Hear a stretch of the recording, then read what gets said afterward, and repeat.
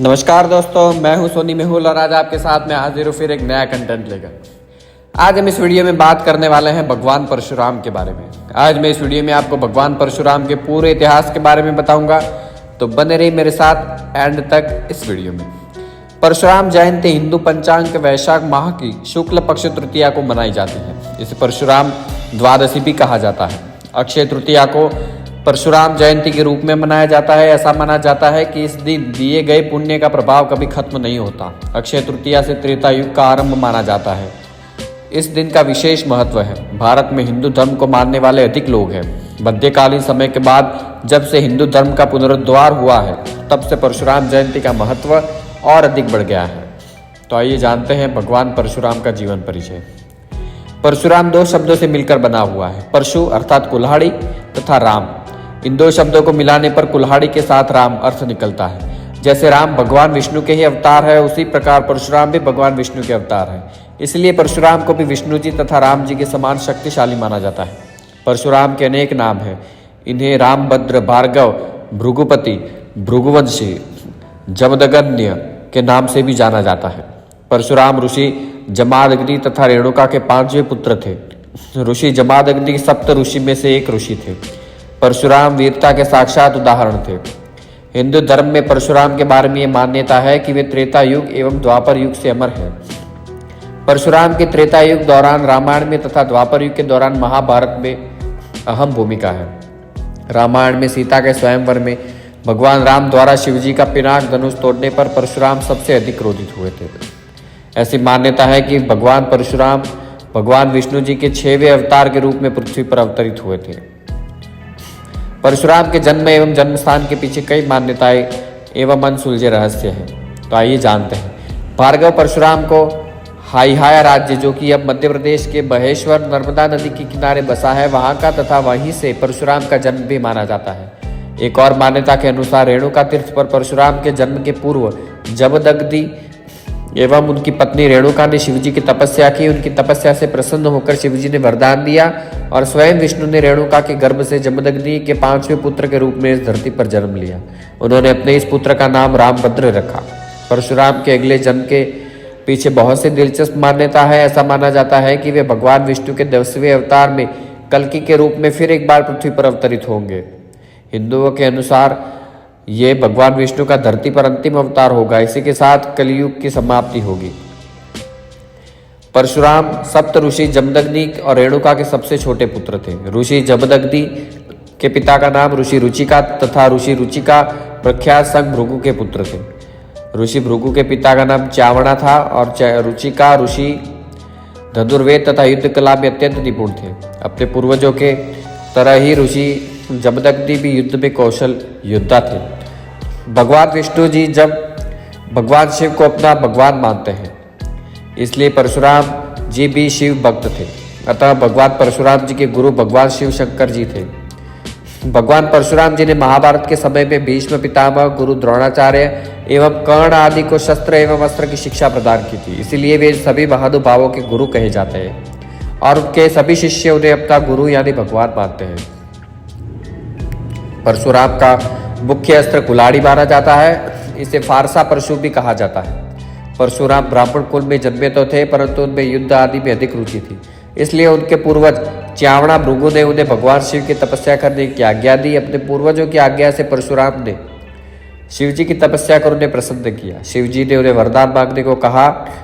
तब परशुराम ने हाथ जोड़कर शिवजी की वंदना करते हुए शिवजी से दिव्य अस्त्र तथा युद्ध में निपुण होने की कला का वर मांगा और शिवजी ने परशुराम को युद्ध कला में निपुणता के लिए उन्हें तीर्थ यात्रा की आज्ञा दी। तब परशुराम ने उड़ीसा के महेंद्रगिरी के महेंद्र पर्वत पर शिवजी की कठिन एवं घोर तपस्या की। उनकी इस तपस्या से एक बार फिर शिवजी प्रसन्न हुए। उन्होंने परशुराम को वरदान देते हुए कहा कि परशुराम का जन्म धरती के राक्षसों को नाश करने के लिए हुआ है। इसलिए भगवान शिवजी ने परशुराम को देवताओं के सभी शत्रु, दैत्य, राक्षस तथा दानवों को मारने में सक्षमता का वरदान दिया। परशुराम युद्ध कला में निपुण थे। हिंदू धर्म में विश्वास रखने वाले ज्ञानी पंडित कहते हैं कि धरती पर रहने वालों में परशुराम और रावण के पुत्र इंद्रजीत को ही सबसे खतरनाक, अद्वितीय और शक्तिशाली अस्त्र ब्रह्मांड अस्त्र, वैष्णव अस्त्र तथा पशुपत अस्त्र प्राप्त थे। परशुराम शिव जी के उपासक थे। उन्होंने सबसे कठिन युद्ध कला कलारीपायट्टु की शिक्षा शिव जी से ही प्राप्त की। शिव जी की कृपा से उन्हें कई देवताओं के दिव्य अस्त्र शस्त्र भी प्राप्त हुए। विजया उनका धनुष कमान था जो उन्हें शिव जी ने प्रदान किया। अब आइए जानते हैं परशुराम जयंती का महत्व। इस दिन बड़े बड़े जुलूस शोभा यात्रा निकाले जाते हैं। इस शोभा यात्रा में भगवान परशुराम को मानने वाले सभी हिंदू ब्राह्मण वर्ग लोग भारी से भारी संख्या में शामिल होते हैं। परशुराम भगवान के नाम पर उनके मंदिरों में हवन पूजन का आयोजन किया जाता है। इस दिन अक्षय तृतीया भी मनाई जाती है। सभी लोग पूजन में बढ़ चढ़कर हिस्सा लेते हैं और दान आदि करते हैं। भगवान परशुराम के नाम पर भक्तगण जगह जगह भंडारे का आयोजन करते हैं और सभी श्रद्धालु इस भोजन प्रसादी का लाभ उठाते हैं। कुछ लोग इस दिन उपवास रखकर वीर एवं निडर ब्राह्मण रूप भगवान परशुराम की तरह पुत्र की कामना करते हैं। वे मानते हैं कि परशुराम जी के आशीर्वाद से उनका पुत्र पराक्रमी होगा। वराह पुराण के अनुसार इस दिन उपवास रखने एवं परशुराम को पूजने से अगले जन्म में राजा बनने का युग प्राप्त होता है। परशुराम कुंड लोहित जिला अरुणाचल प्रदेश ऐसी मान्यता का है कि इस कुंड में अपनी माता का वध करने के बाद परशुराम ने यहाँ स्नान कर अपने पाप का प्रायश्चित किया था। परशुराम वीरता के साक्षात उदाहरण थे। वे अपने माता पिता के प्रति पूरी तरह से समर्पित थे। एक बार परशुराम के पिता ऋषि जमदग्नि अपनी पत्नी रेणुका पर क्रोधित हुए। रेणुका एक बार मिट्टी के घड़े को लेकर पानी भरने नदी किनारे गई, किंतु नदी किनारे कुछ देवताओं के आने से उन्हें आश्रम लौटने में देरी हो गई। ऋषि जमदग्नि ने अपनी शक्ति से रेणुका के देर से आने का कारण जान लिया और वे उन पर अधिक क्रोधित हुए।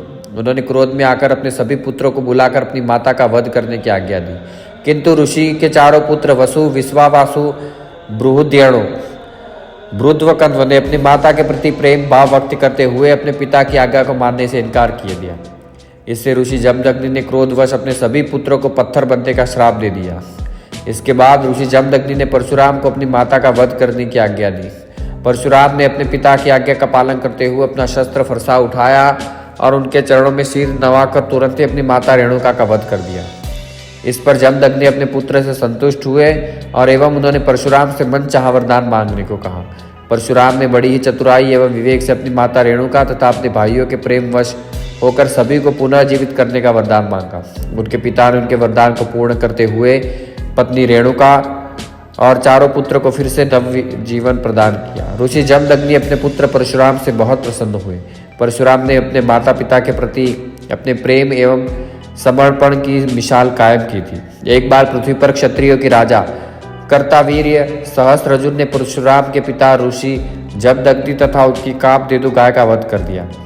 इससे परशुराम को बहुत क्रोध आया एवं परशुराम ने क्रोध में सभी क्षत्रियों को मारने एवं पूरी पृथ्वी को क्षत्रिय राजाओं की तानाशाही से मुक्त करने की शपथ ली।